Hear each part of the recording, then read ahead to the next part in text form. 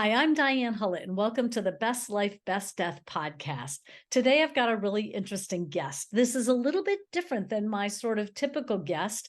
Renee Rosario is a faculty member for the Narrative Enneagram, and she's a psychotherapist in private practice in Boulder, Colorado. And I've asked her to come on today to tell us more about this thing called the Enneagram. Welcome, Renee. Thanks, Diane. It's such a pleasure to be here with you. Well, I think this is going to be very interesting because the Enneagram is it's kind of a personality test, loosely called, and Renee's going to tell us more about it. But what I love about it is it's something that my family and I kind of fell into last spring. One of my daughters brought it home from the school she attends, and she said, "Hey, we all ought to take this test on spring break." And we took it, and it kind of divides personalities into 9 types, which Renee will talk about. And we found them to be just stunningly accurate for ourselves. But what mattered to me is how it changed how we began to interact and work with each other based on these pieces that we began to know about ourselves. So Renee's been working with us a long time. Tell us a little bit about yourself and how you got into Enneagram work. Yeah, thank you. I'm a psychotherapist, and I went to Naropa University in Boulder, which is a very contemplative kind of university. And after that, someone gave me a set of a pilfered, I will admit, pilfered copy of cassette tapes. That's how long ago this was, of Helen Palmer, who's the founder of the school that I'm a trainer for. And I was listening to them, and I heard the description of a type 2 and her interviewing somebody who was a 2, which is what the narrative piece is about. It's really about listening to people's stories to understand yourself and others. And I thought someone had been following me around. I couldn't believe how much it just described my inner world. I lead with a type 2, just as a disclosure. And then Helen came and did like a one-day workshop or something in Boulder, and she interviewed people, 3 people, and I was like, that's it, right? Because it really is, the Enneagram's an amazing map, a psychological and spiritual map, but it's not the territory, right? It's the map. So even tests, to find out your type is a data point, but then it's like, oh, what's really true for me, right? What's going on inside? And so the Enneagram, unlike other personality typologies, Myers-Briggs, all of those can be really helpful. It's really about what motivates you to do what you do. And that's the difference. And only you can tell that, right? So you can take a test or read a description, read a book, and relate to that. Oh, this is my motivation. But sometimes it takes people a little while to really understand, why am I doing what I'm doing? Why do I feel or perceive the world like I see it? And that, when we get that, I always thought, doesn't everybody see the world like me? For years, right? We don't understand. So when we really get that, oh, people are seeing the world really differently, they're not picking up on the same kind of data that I am from my attentional stance, then we can start to have more compassion, both for ourselves and others. It's like we're all right and we're all wrong, right? Everything is limited. Our perceptions are limited. They're beautiful. I'll say one other thing, then I'll stop this little tirade. But our types give us certain gifts. We come in with the world with gifts. And then the tendency is to overuse the gift, because it's how we start to navigate the world. And then it often causes us challenges or suffering. So we're trying to, when we work with our type, free the gifts. I love that, Renee. I love that as an image. And I love this image that it's a map. And I think that's what my family found. It became this like way to sort of see how we were interacting with each other, because it was both interesting personally for each one of us to read about our type, but then it was really interesting when we got into how the types interact with each other. So, well, gosh, say more, if somebody is listening and they have no idea what we're talking about, right, how do you describe the personality types of the Enneagram? Right. So first of all, it's helpful to think it's a circle, right, with 9 points around it, and there's connecting lines. But those 9 points are divided into 3 centers of intelligence, let's say, head, heart, and body. So different types have more of an orientation to utilize that particular center. And I use myself as an example, and then I'm happy to have you use yourself as an example too. But so I'm a heart type as a 2. It's called the giver oftentimes, but the attention gets pulled to what other people feel, what they need, because connection, approval, love is the core needs. It's my core why of being in the world. So all heart types kind of have this kind of core need to be seen in a positive light, right? And to be recognized, loved, approved of, connected, appreciated. But it's this kind of connective aspect of the heart. And when those things don't go well or they're threatened, we can start to feel kind of distress around the connection, or maybe shame, like there's something wrong with me, that I'm not feeling connected, could feel sad. So those are kind of the core emotional issues, but also that center brings us compassion, understanding, empathy, right? Kindness. So there's these higher qualities of the heart. And then there's the disturbance that can happen when our type structure is threatened. The head center folks, 5, 6, and 7, they really orient towards kind of figuring things out. What's the meaning, right? There's all of this information. It's like a puzzle. I want to put it together to figure out what it means, because the core needs here that are so important are certainty, security, safety. So I'm kind of trying to figure out, based on like what's going to happen in 3 different ways, so that I can be certain and secure in this world.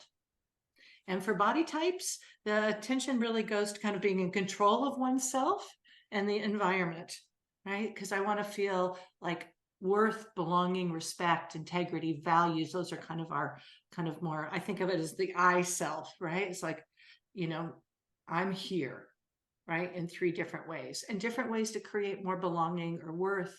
And when that gets threatened, and I didn't say this for the head center, but oftentimes anger is the core emotional issue that comes up. But of course, it gives us grounded presence, the life force in our body, kind of knowing, oh, this is what's right for me. That's a no for me. It's kind of a binary sort. So quickly, I'll go back to the head center. The core emotional issue that gets triggered when there's a threat to kind of certainty and security is fear and anxiety. And of course, the head center is the place of visioning, possibility, the big picture. We often think of it as the place of awareness. So that's the first sort, just to start. Those three big places: head, heart, and body. Body. Yeah. Mm-hmm. Yep. Yeah. So do you want to say anything? I think you think you're a body type. So Well, when I took the test, which is just kind of, you can go online and click on, there's various ways to take the test online. We just did a free one, and you end up with a little pie chart. Then we snapped a screenshot of the pie chart. We didn't pay for extra information because we had a book. So I come out as an 8.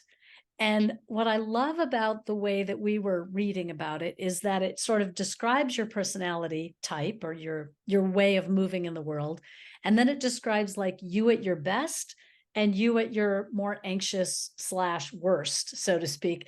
And that was where I really cracked up and really could see how this was so true for me, because at my best, I can be a leader and a instigator and a visionary and have lots of motivation and inspire myself and inspire other people. At my worst, I can bulldoze other people's ideas, have too many opinions, be kind of the bull in the china shop, and run ragged over people in order to get what I want, right? And I thought, oh wow, that really does sum me up. So it cracked us up. And other family members of mine are 1, there's a 1, there's a 4, and there's a 6. And so what was so interesting to us was to read about ourselves and in relation to each other. And it gave us, like you said, a lot of compassion for both how we move in the world and how we interact with the others in our world. So for my little foursome family, it was really this enlightening kind of experience to do the Enneagram test and then read about our types. And as you said, these kind of 3 general types. So one of us is a body, one of us is a head, and 2 of us are heart centered. Well, actually 2 bodies. Okay. 2 bodies, One, right? 8 and 1, 2 bodies, a heart and a head. So good balance, Yep. bringing different views into the world. And that's an important thing to remember. It's like, we often think, oh, I want someone to be like me, but actually, no, right? We're stronger in so many ways with diversity, right? Different opinions, different views, etc. Yeah. So I don't know if you want me to do a thumbnail sketch of each of the types. Sure. Why not? Yeah. Okay. Well, I will. It really will just be a thumbnail sketch. Okay. Sure.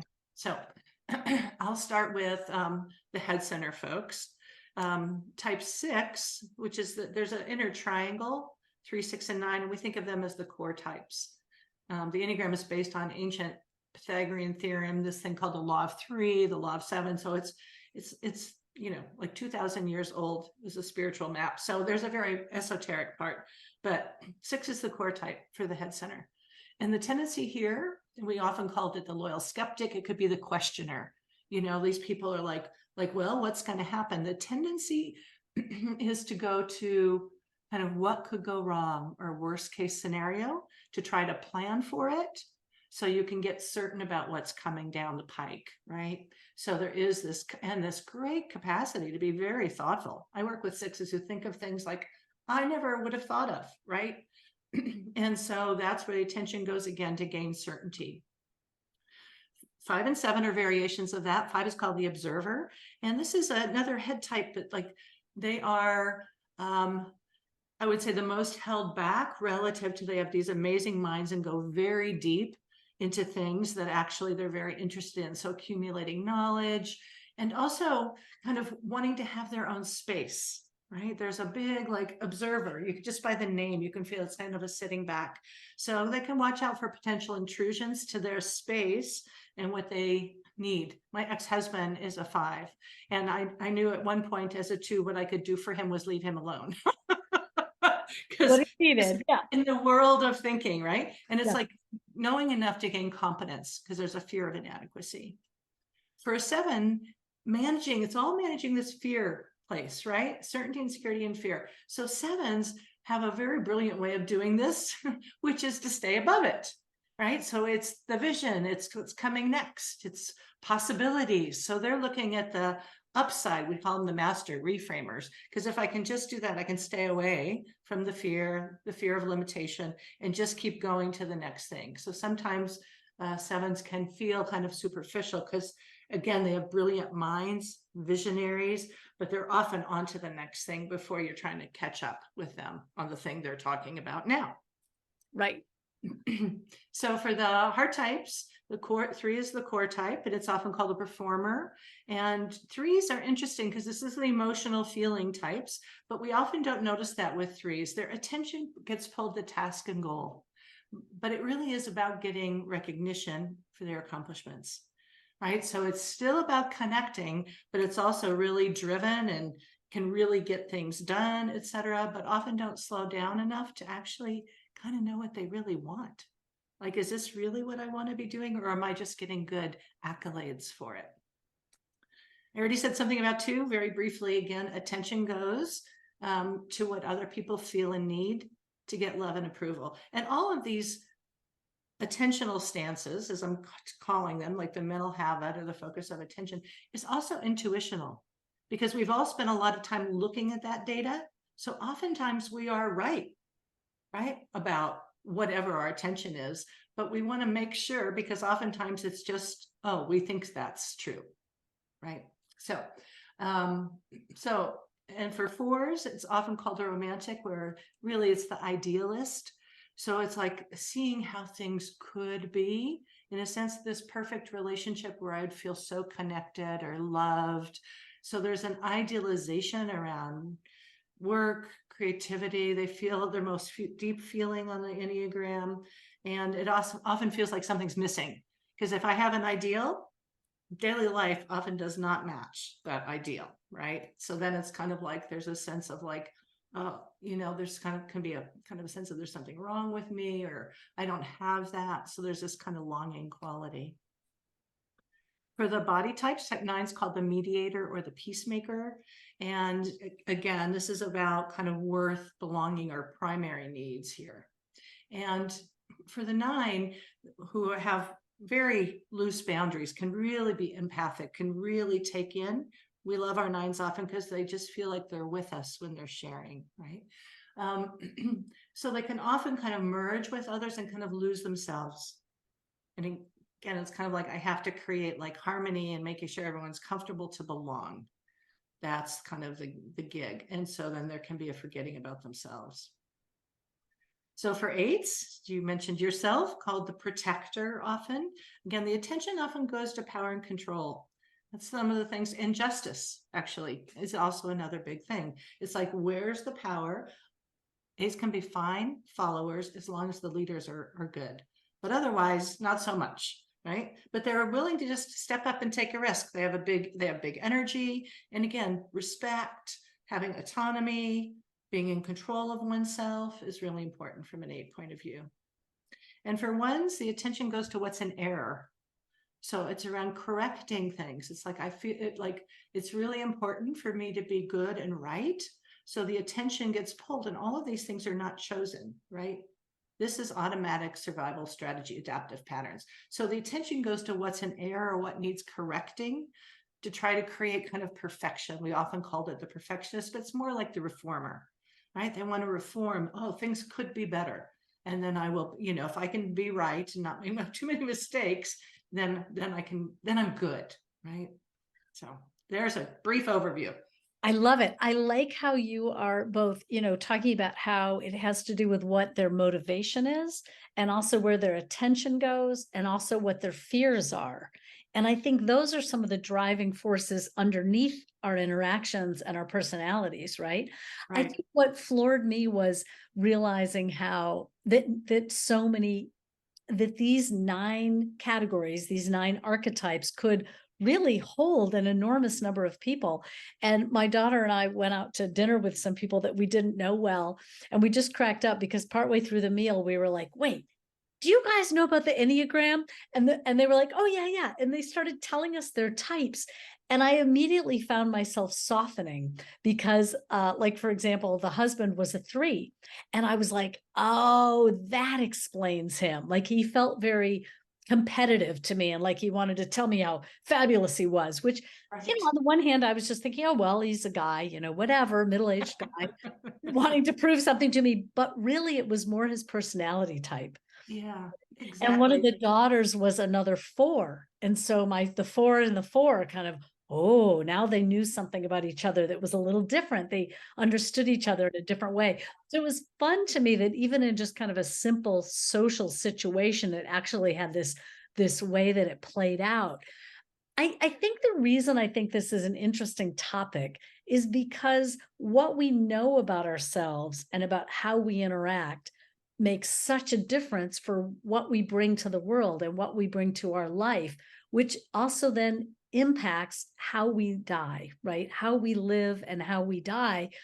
So these are ways that we can understand ourselves better so that we can communicate with those around us, so that we can have conversations with our loved ones that are satisfying and meaningful and genuine, and we can communicate what we want, because that's what it boils down to, right? Right, absolutely.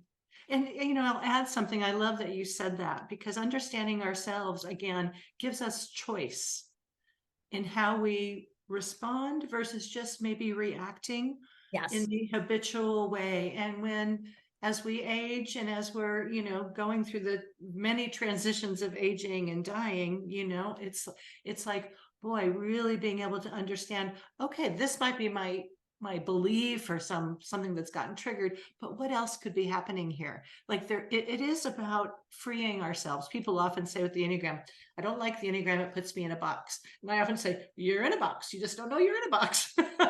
Because Right. This is about seeing the box so that you can understand the box and use it when it's useful and see the limitations of it, right? Totally. And be really curious about what other people, like you said at your dinner, it's like, oh, how they're seeing the world. right? So that level of understanding that can come and the kind of more depths of conversations we can have, because it's really easy when someone demonstrates a type that's kind of really not really how we are, we can start to get into judgments about that versus curiosity and Right. passion, Or right? seeing those like underlying motivations instead of the surface. The other Yeah, thing I really liked about the Enneagram is that I feel like it was sort of interesting to us at a superficial level to talk about. Like, I mean, we had our little pie charts and we were like reading some descriptions, and then we bought a couple of books and then we've read the books. And so it can be interesting both at a light level, like, listeners, you could get a lot out of this in 30 minutes, but it can also be a real deep dive. yeah. And the deep dive, the books that are out there, the websites, the trainings, the information, there's a lot out there. I don't Right. know if you have a particular favorite or favorites of what you would share as resources, Renee. Do you mind if I get up and walk over to my I do not. Renee is getting up to grab a book, which she's going to share. So, yeah, and just to tag on before I say that, it's like, it's one of the gifts of the Enneagram is you can kind of enter at a pretty easy level to understand things. And I've been studying it for almost 30 years. And I'm always learning something new. And especially when we actually engage in conversation. So in working, so the group that I train with, the Narrative Enneagram, narrativeenneagram.org, has a typing test that's also in this book, has tons of resources, and it's all based on really there's didactic understanding, but then it's people sharing about themselves in the trainings that we do. And that changes everything, right? It's like when you were sitting at dinner, Diane, right? It's just like, yeah. So this little book, look how big it is. Not very big. Not very big. It's got a lovely typing inventory. I prefer this test, which is 9 paragraphs. And then it has a couple pages of great summary material on each of the types. It's a really easy way. You can get it on Amazon or at a local. And read us the whole title and the authors. It's called The Essential Enneagram. And it's by David Daniels, who's one of the founders of the Narrative Enneagram, and Virginia Price. I love So it. So the narrative Enneagram, in addition to looking at the Enneagram as it's evolved, also focuses on people's stories. So it almost takes it another kind of just another level in terms of communication and connection.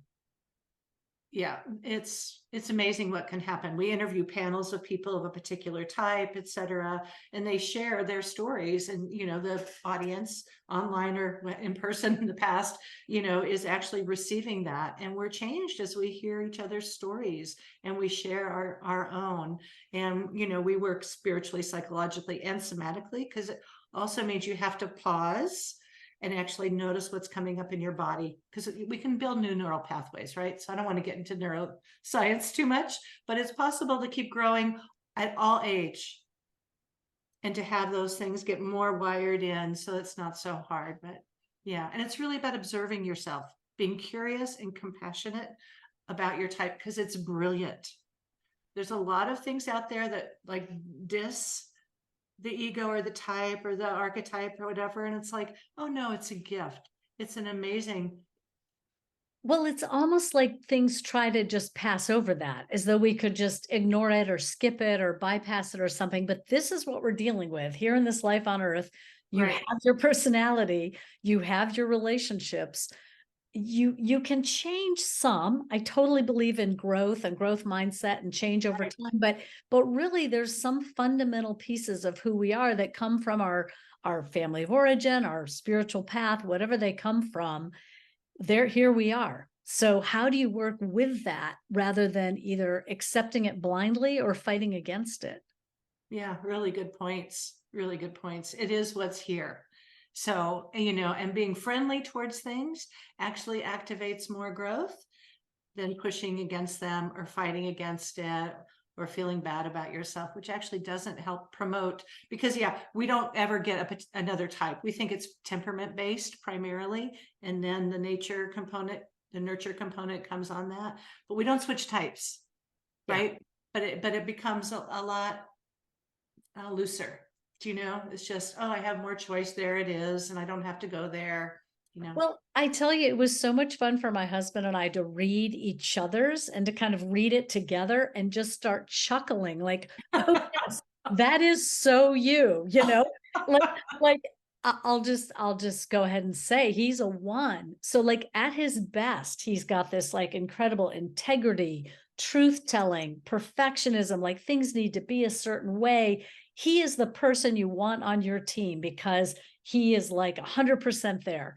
Yeah, On the other hand, he can be overly picky. He can be neurotically nitpicky. He can be overly critical of himself and of others. And so like reading that and just kind of laughing about it was just such a treat for us. And then there are pieces in these Enneagram books or places that extrapolate more where you can read about the relationship of two numbers together. So right. when we read about the relationship of eights and ones, we were just laughing. We were like, well, 35 years, and there's the history of our arguments right there laid out.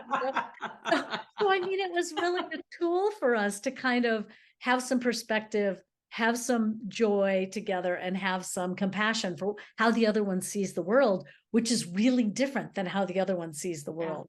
So yeah, what a wonderful tool. What other any last Before things? I Yeah. want, I want to say one other thing because I'm so appreciating your lightness and humor in working with it because that is a great way to work with your type structure. It's just like, oh well, there it is again. Yep. Do you know we can tend to take things so personally, and I think understanding it's a pattern. You have a pattern, you have a type, but it's not who you are. Right. And we can actually treat it a little bit more lightly and have humor. It's just a great way to work with the system. So I love that, what you're doing there. I love that. Yeah, when I read the line like eights can sometimes bulldoze other people with their opinions, my whole family was like, yeah, mom, you're definitely an eight. I was like, well, maybe I'm a seven. They're like, no, pretty sure that eight. So yeah, we are who we are. But when they all laughed about it and I could laugh about it, I tell Right. you what, in the 6 months since I started working with the Enneagram, I now chuckle when I start to do that. I go, oh, here I go, bulldozing other people with my opinion. Lo and Right. behold. So, well, what else would you want listeners to take away about the Enneagram? Anything else?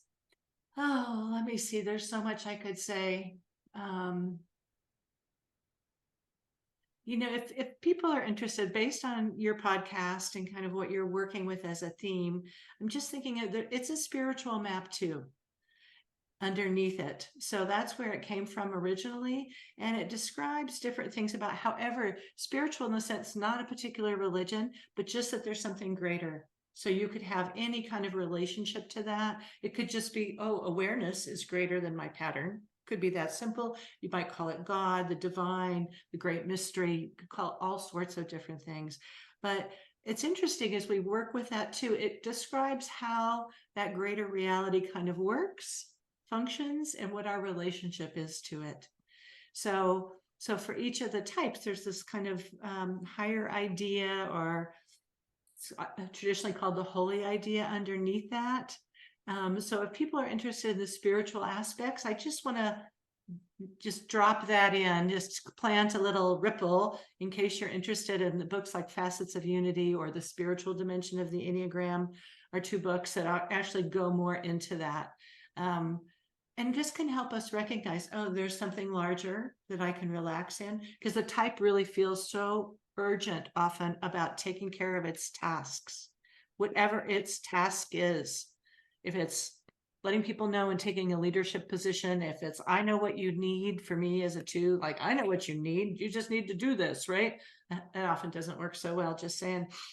Anyway, that there's actually something bigger that I can relax into, that there is some other intelligence, let's say. So I'll just plant that seed as the part of the deeper dive for folks.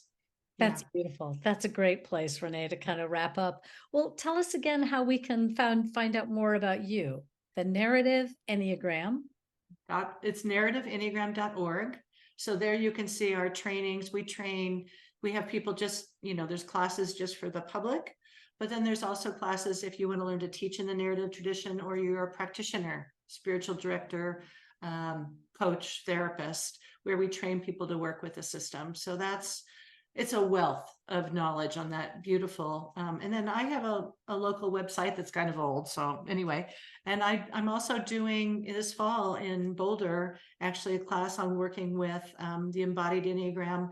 So inner resourcing for a more just world, working with kind of white dominant culture and the things we need to work with to create more equity, diversity, and inclusion in the world. So Beautiful. Enneasight.com, ENNEASIGHT.com. That's going to be a small in-person class. So anyway, Beautiful. Well, yeah, thank you so much, Renee. Thanks for your time and your insights. And I hope, people will take away from this kind of a sense that there's a map that they can learn more about themselves and others that could be a tool. yeah. You can find out more about the work I do at bestlifebestdeath.com. Thanks to my guest, Renee Rosario, and thanks to all my listeners for listening to another episode of the Best Life, Best Death podcast.